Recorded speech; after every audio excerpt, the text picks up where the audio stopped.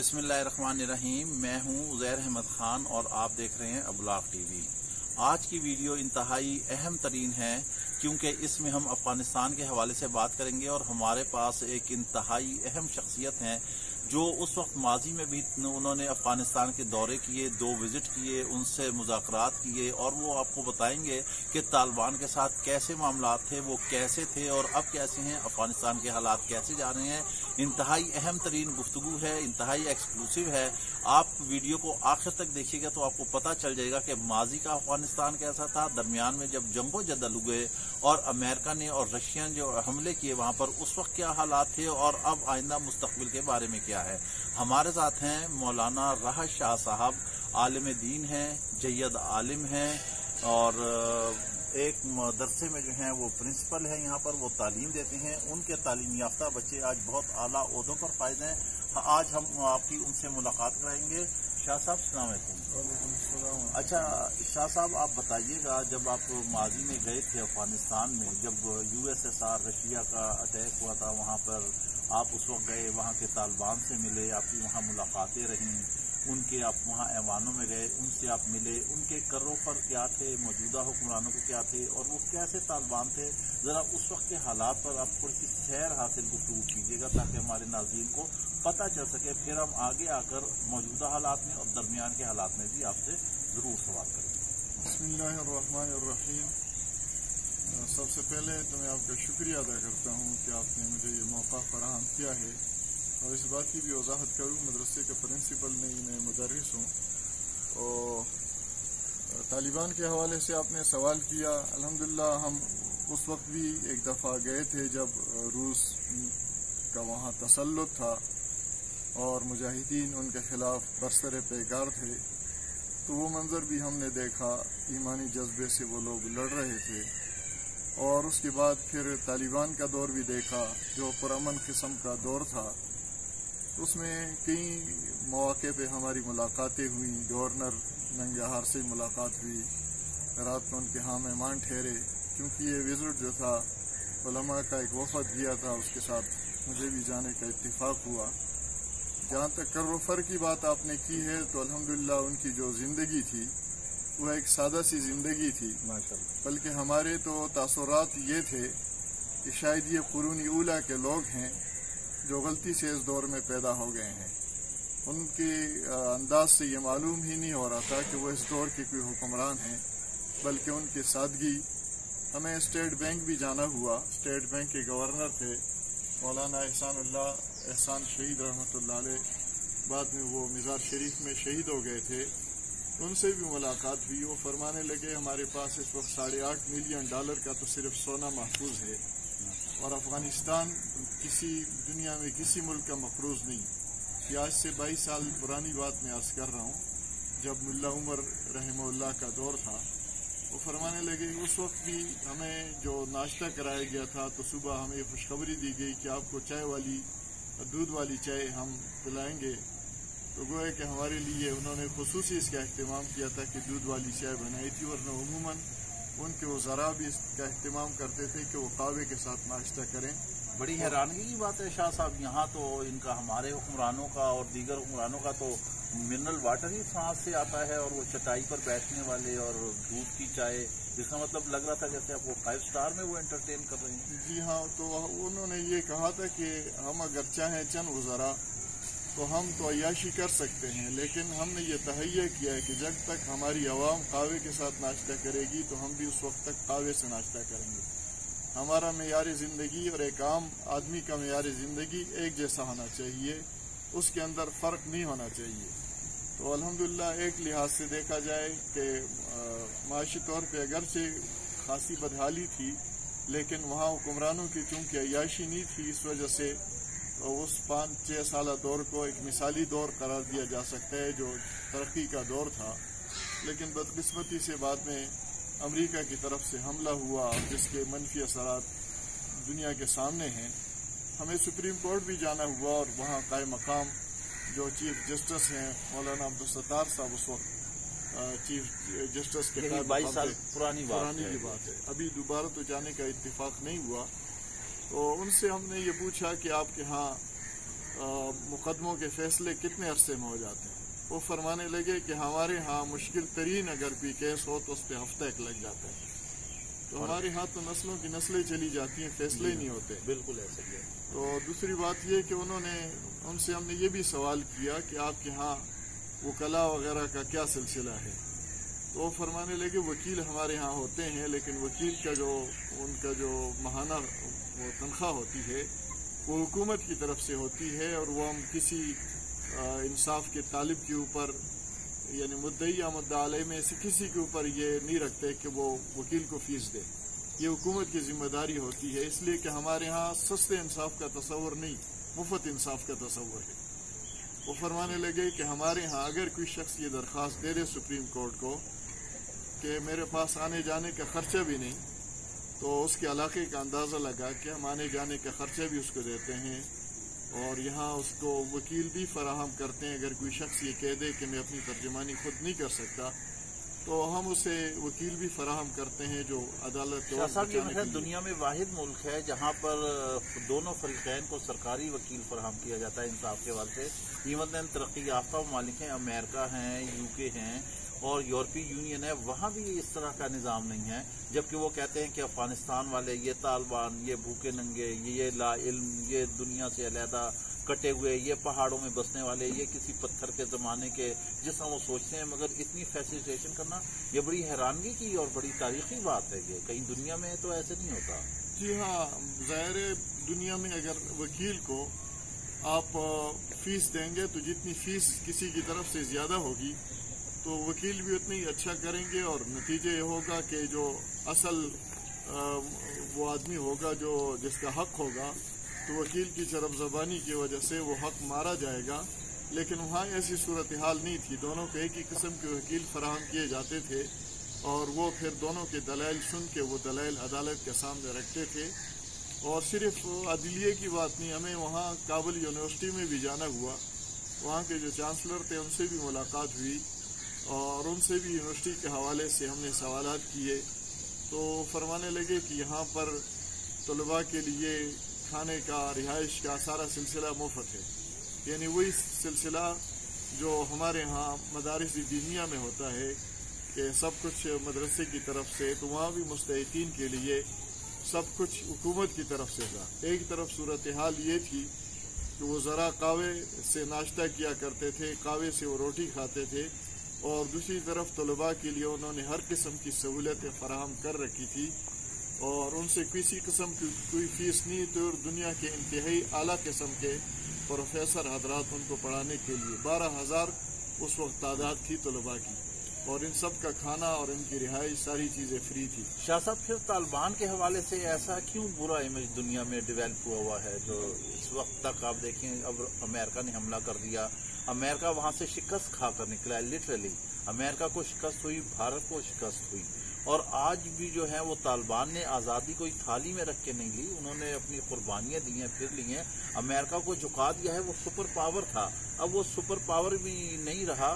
ان طالبان نے اسے شکست اور ریخ کا شکار کیا, جیسے USSR ٹوٹ گیا, اور اب انشاءاللہ امریکہ کے بھی یہی حال ہونا ہے. پھر طالبان جدید ترین ریاستوں سے بھی وہ اعلیٰ ترین سہولیات دے رہے ہیں. مفت انصاف ہے, مفت وکیل ہے, مفت تعلیم ہے, طالب علموں کے لیے سارا کچھ ہے. یہ سہولیات تو امریکہ اور یورپ میں بھی ہیں. پھر طالبان کے حوالے سے ایسا کانسیپٹ کیوں ڈیولپ ہے؟ اصل میں یہ دور جو ہے یہ میڈیا کا دور ہے, اور جس کے پاس میڈیا ہوگا تو وہ پروپیگنڈے کا سلسلہ بھی اس کا اسی قدر زیادہ ہوگا, کیونکہ ان کے وسائل اس سلسلے میں بڑے محدود ہیں. ابھی تک وہ اس سلسلے میں کام نہیں کر سکے. پہلے تو 20 سال روس کا تسلط رہا, اور اس کے بعد پھر 6 سال ان کو ملے, اور اس کے بعد یہ 20 سال تقریباً امریکہ کو ہو گئے. تو اس دوران ظاہر معاشی طور پہ اچھا خاصا وہ ملک بدحال ہو گیا, ورنہ ان کو موقع دے دیا جائے تو وہاں کے پہاڑوں کے اندر ایسے معدنیات موجود ہیں, اور وہاں پر ایسے وسائل ہیں کہ وہ لوگ اپنے پاؤں پہ کھڑے ہو سکتے ہیں. تو دنیا کے سامنے در حقیقت وہ صحیح صورتحال آئی نہیں. اگر ان کے پاس میڈیا کی طاقت ہو, دنیا کے سامنے اپنی پوزیشن واضح کر سکے, دنیا کے سامنے اگر ان کا پیغام گیا بھی. اب وہ جو خاتون تھی, کیا نام تھا ان کا, ایک خاتون جو صحافی انہوں نے قید کر لی تھی، اور اس صحافی عورت کے ساتھ انتہائی حسن سلوک سے پیش آئے تھے، جس کا نتیجہ یہ ہوا کہ وہ خاتون مسلمان ہو گئی. بالکل. اور اس کی وجہ سے یورپ میں جو صحیح چہرہ طالبان کا تھا وہ واضح ہوا. لوگوں کو پتہ چلا کہ طالبان کے بارے میں یورپ کی جو پروپیگنڈا ہے یہاں کی میڈیا کا، وہ اس قسم کے لوگ نہیں، بلکہ وہ انتہائی رحم دل قسم کے لوگ ہیں، اور خواتین کا احترام کرنے والے لوگ ہیں، اور وہ انسانوں کے ساتھ انصاف کے ساتھ بلکہ رحم دلی کے ساتھ پیش آنے والے لوگ ہیں. ہم نے وہاں یونیورسٹی کے چانسلر سے یہ سوال بھی کیا تھا کہ آپ کے ہاں عورتوں کی تعلیم کا معاملہ، تو انہوں نے یہ جواب ہمیں دیا کہ دنیا میں یہ پروپیگنڈا ہو رہا ہے کہ عورتوں کو تعلیم نہیں دے رہے اور اسکول بچیوں کے بند کر دیے. تو ہمارے ہاں اسکول تھے کب؟ 20 سال تو روس ہم پہ مسلط رہا. جو اسکول اگر تھے بھی تو وہ توڑ دیے، اور مساجد بھی انہوں نے ختم کر دیے، مدارس کی بھی ڈوز ہو گئے. تو دنیا پروپیگنڈے پہ جتنا خرچ کرتی ہے، اگر یہ یہاں جس طرح دیگر ممالک میں ان کا تعاون ہوتا ہے، اگر وہ یہاں بھی یہ تعاون کر لے اور ہمیں سہولتیں دے، ہمیں فنڈ دے، تو ہم یہاں اسکول بنائیں گے بچیوں کے لیے.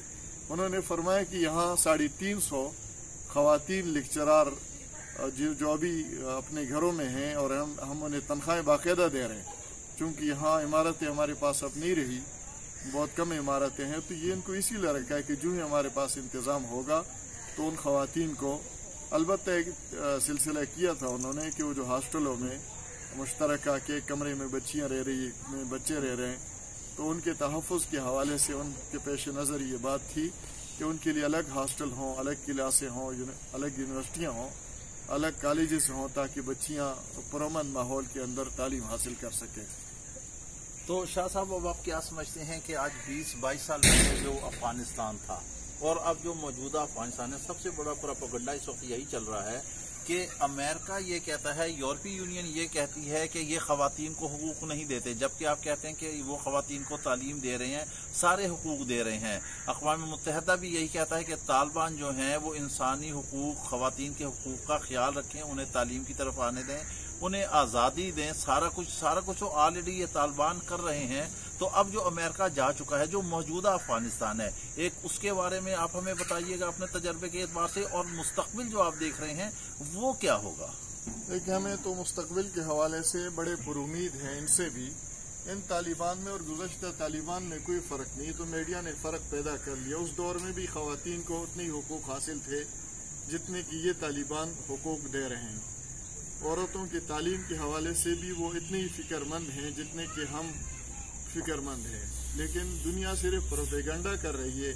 اب ہمارے ہاں بھی جو سیکولر صحافی ہیں وہ اس قسم کا پروپیگنڈا کر رہے ہیں کہ جی وہ عورتوں کی تعلیم کا معاملہ ہے. تو ان کو بھی تعلیم تو عورتوں کی یاد آئی روس کے دور میں، جب تقریباً 16 لاکھ انسان پیوند خاک ہو گئے، ان کے اوپر بمباریاں ہوئیں اور ان کے گھر اجاڑ دیے گئے، بچیاں بے آبرو کی گئی.